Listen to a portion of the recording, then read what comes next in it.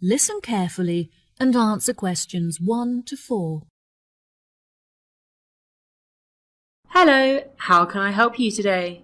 Yes, hello. I'm just phoning you as I have seen an advertisement on your website for a property that I'm interested in renting. If possible, I'd like to find out some more information before I organise a viewing. No problem at all. What is the address of the property that you'd like to inquire about? It's 21 North Avenue. Okay, what is it that you'd like to know? First of all, I'd like to know what facilities the office has, as I need to make sure that it'll be suitable for my advertising company. I see. The office contains a large open-plan space with a wide frontage onto a busy street with lots of passers-by, so your business would have a really good street presence. There is also a toilet and newly refurbished kitchen equipped with a dishwasher and oven. Wow, that sounds great. I'd definitely like to register my interest. Okay, perfect. I just need to take some details from you, if that's okay. What is your full name? Jonathan Smith. And what position do you hold in your company, Jonathan? Until recently I was sales manager. However, I've recently been promoted to regional manager, so I'll be in charge of running our new office. Can I ask where the office is located? Yes, of course. It's located downtown, just around the corner from Royal Square Shopping Centre. That's a bit too far out of the centre for my liking. I'd much prefer to be located in close proximity to the station. Do you have any property located in that vicinity? It would help me to narrow down the results if you could tell me how many employees you intend to have working in the office. Our branch is made up of 30 employees, and we'd like some extra space for meetings and presentations. Most average office spaces are around 8,000 square feet, but it sounds like you would need more space than that. I think that 10,000 square feet would be more suitable for your needs. Now, let's see, we have 10 properties that match those criteria, so let's try and narrow it down.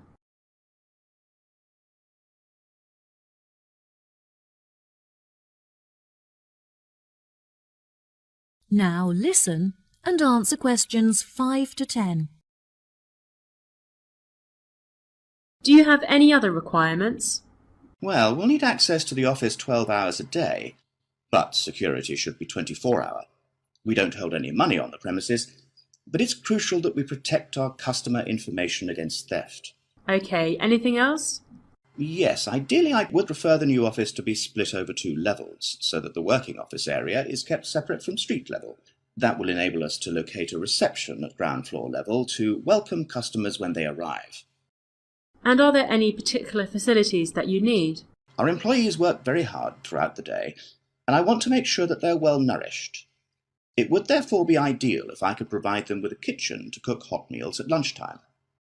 Would you want the kitchen to be located at first floor level with the office? No, I don't want the office to be filled with the smell of food. It would be better if the new office had a basement where we could locate the kitchen and staff room area to keep it at arm's length from the workspace. Okay, I have now narrowed the search to 2 available properties. Do you have any other requirements that could narrow our search down to 1 result? All of our office staff will be working at desktop computers, so I'll need the office to be equipped with at least 40 power sockets if possible. Anything else? Studies have shown that exercise is very important for maintaining happiness and healthy brain function. In an office environment, it's very difficult to get sufficient daily exercise, so it would be great if they had access to a nearby exercise area. One of the available offices is located next door to a gym. Would this be suitable?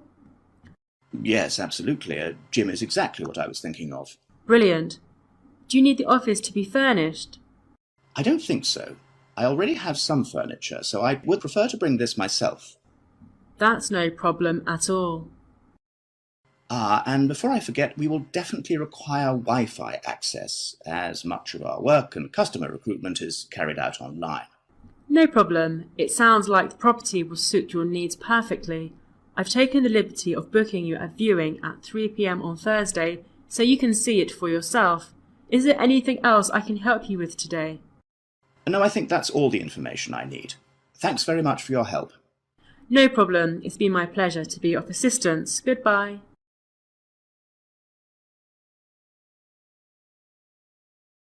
Now, listen carefully and answer questions 11 to 15.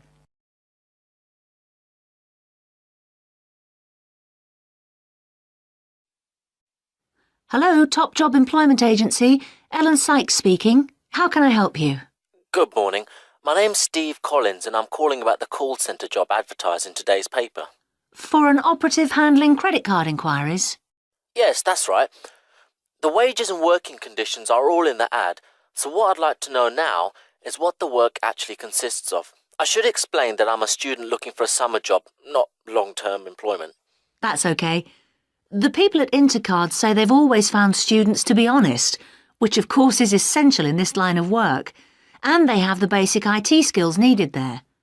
Apparently, there have been a few who didn't find it easy to get there on time in the morning, but in most cases their punctuality is as good as anybody else's. Anyway, about the work. And I know a bit about this because, as it happens, I've worked there myself. Really? Yes, for about a year. You'd find that most callers would be people wanting to check the balance on their cards, query payments made and so on. And from those who've had their card stolen? No, they ring another number for that, an emergency line. People also call that number if they lose their cards. And what are most callers like? I mean, what kind of people are they? All sorts, really. All ages, every kind of background. Though one definite trend is the change in the number of women. Nowadays, they make up around 55% of the total, whereas years ago, there used to be a majority of men calling. At one time, I heard, as many as 3/4 of all credit cards were actually held by men, but that must have been long before I was there. It's certainly different now. So to do this job, what sort of experience do I need? None, really. Have you got a credit card yourself? Yes, I have. Then you probably know quite a bit about them already. And as a student, you're obviously intelligent, which of course you need to be for the job. So after a day or so working with an experienced operative, I'm sure you'll have picked up enough to deal with routine inquiries, which of course most of them are. But there are bound to be questions I can't deal with, at least at first. What happens then? In that case, you can ask a supervisor. They're very helpful to new staff. I think I like the sound of this. What do I do next?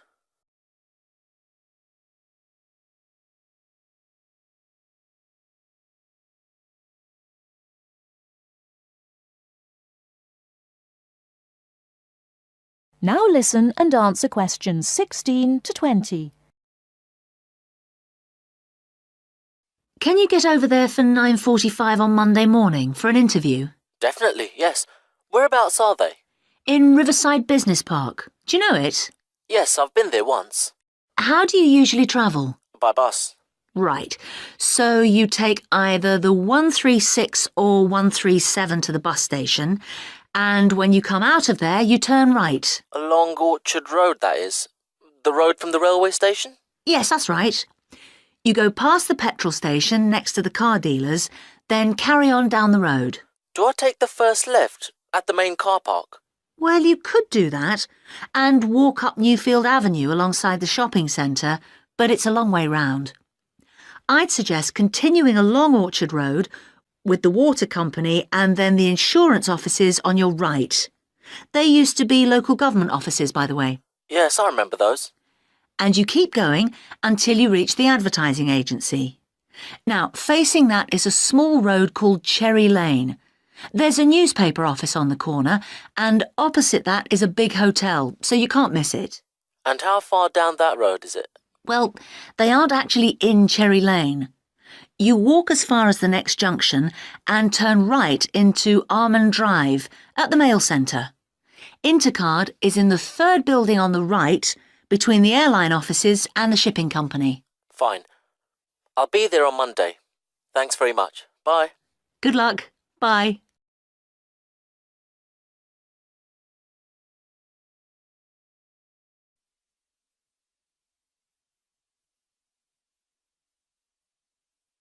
Now listen carefully and answer questions 21 to 23. Hi, Marco. Come in. Thanks. I've got a bit stuck trying to select courses for next semester. Could you help me, please? Of course. Sit down. First of all, most people just go for the areas of business that they're interested in. But even if something doesn't look very stimulating, it's important that you can use it once you get a job. It's not much good choosing areas that aren't going to be helpful later on. Right. I want to go into management, so I'll need to think about that. And should I start specialising in a particular area yet? I don't think that's wise at this stage. It's better to aim for a wide variety of subjects, especially as management covers so many possibilities. You shouldn't be limiting your choices for later on. Yes, I see. You should also look at how the course is made up. Will you have regular seminars and tutorials, for example, as well as lectures? OK. Some of the lecturers are quite big names in their fields, aren't they? Mm-hmm. Should I aim to go to their courses? Well, remember that the lecturers who aren't well known may still be very good teachers. I'd say we have a consistently high standard of teaching in this department, so you don't need to worry about it.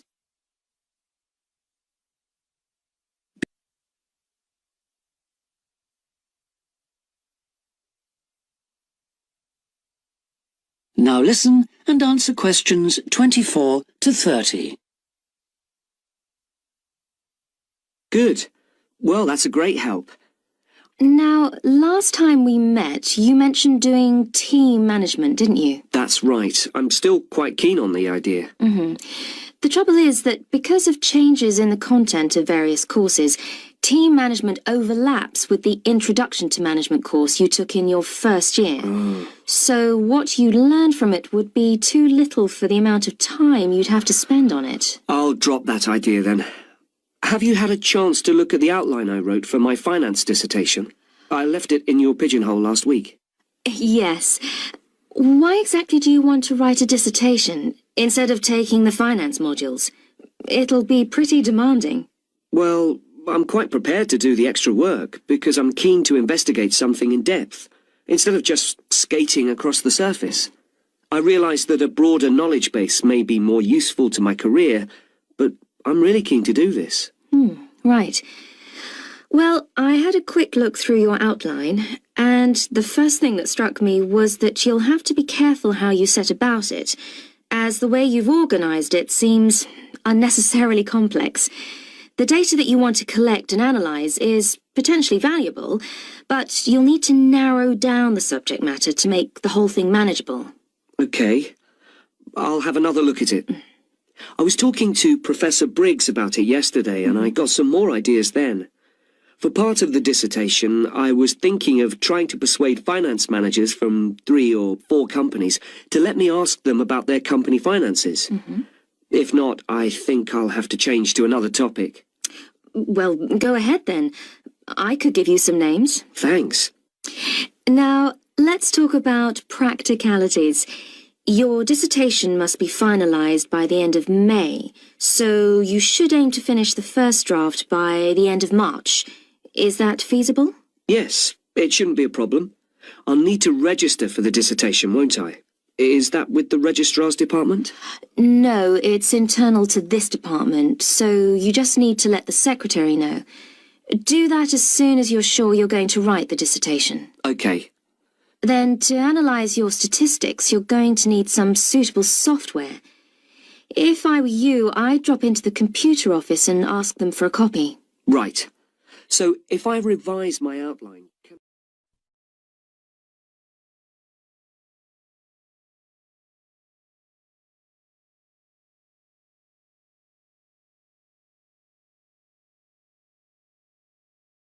Now listen and answer questions 31 to 40. Good evening, everyone. You're all likely to be familiar with pictures of the tawny owl.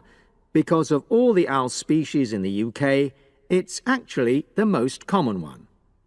But the chances are that you're more likely to have heard one than actually seen one, as it's also strongly nocturnal. This means that it normally ventures out at night. So, what kind of habitat does the tawny owl prefer?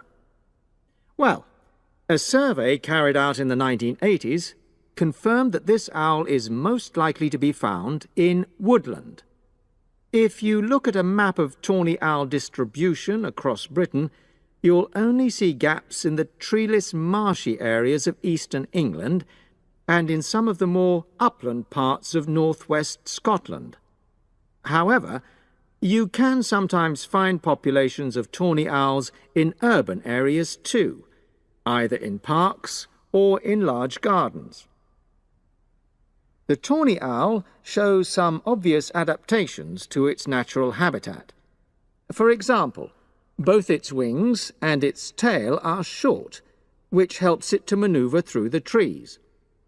Also, the bird's plumage is a mixture of brown and grey, and this provides suitable camouflage for when the owl perches up against a tree trunk. Then there are its large eyes.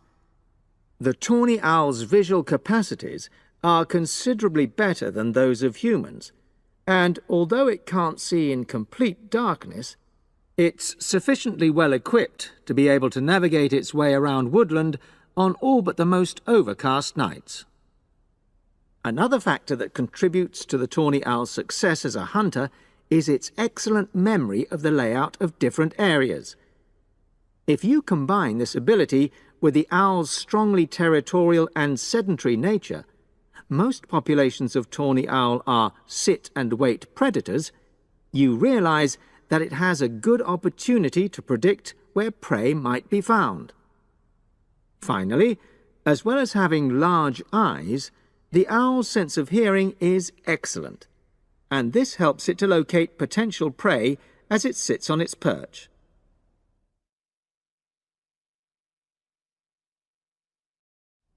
Turning now to the tawny owl's diet.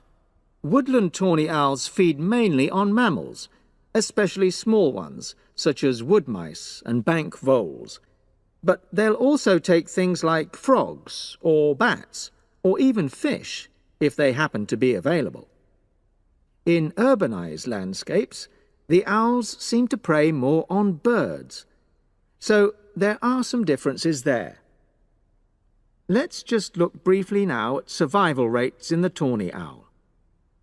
Young tawny owls face a difficult time once they leave home, and 2 out of every 3 are likely to die within their first year. So, with such high mortality levels, it's a good job that established breeding pairs can produce young over a number of seasons and maximize their chances of passing their genes on to the next generation of owls. I've already mentioned the sedentary nature of the tawny owl, but it's not just adult tawny owls that are sedentary in their habits. Young birds, dispersing away from where they were born, rarely move far. The average distance is just 4 kilometres. There also appears to be some reluctance to cross large bodies of water. The owl is absent from many of the islands around our shores, with only occasional sightings in Ireland and the Isle of Wight off the south coast of England. Right, well, now I'll show you some photographs that have been taken in one or two of the natural